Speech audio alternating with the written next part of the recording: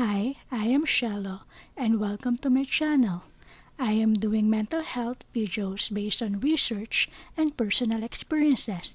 You can email me anything at mydearshello@gmail.com or visit my Instagram account. Also, you can listen my podcast, Munting Kwento.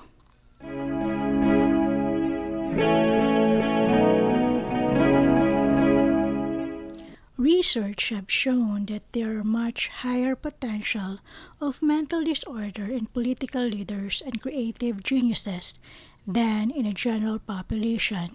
And while it is impossible to be sure of the true diagnosis of a historical figure, that hasn't stopped researchers from making educated guesses. Here are the four notable geniuses with mental issues.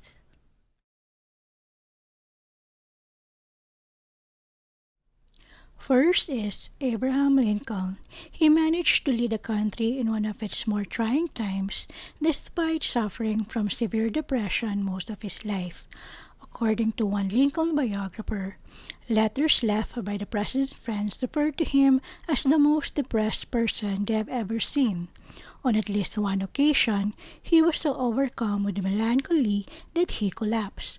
Both his mother and numerous members of his father's family also show similar symptoms of severe depression, indicating he was probably biologically susceptible to the illness. Second is Ludwig von Beethoven.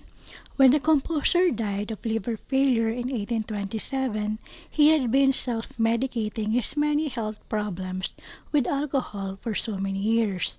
Sadly, with many illnesses he had suffered from, probably could have been managed with today's medications, including a serious case of bipolar disorder. Beethoven's fits of mania were known in his friends, and when he was on a high, he could compose numerous works at once.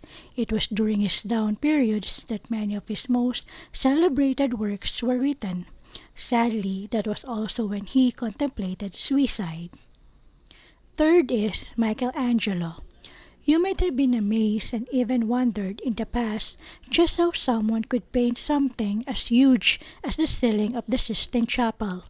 According to a paper published in a Journal of Medical Biography in 2004, Michelangelo's single-minded routine may have been due to a disorder. According to descriptions by his contemporaries, the painter was preoccupied with his own reality. Most of the male members of his family are recorded to have shown similar symptoms. Michelangelo also seems to have had difficulty forming relationships with people.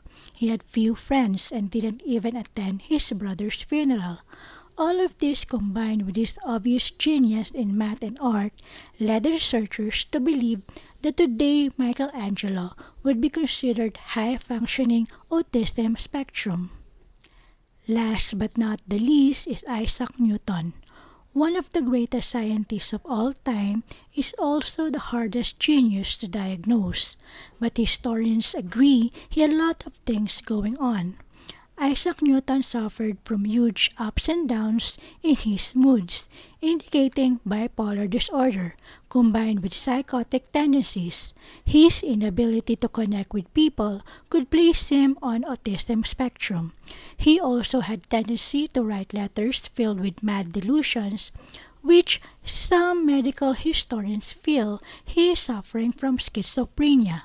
Whether he suffered from one or a combination of these serious illnesses, they did not stop him from inventing calculus, explaining gravity, and building telescopes, among his other great scientific achievements. And that's it for today. I hope you learned something new. Take care always because you matter.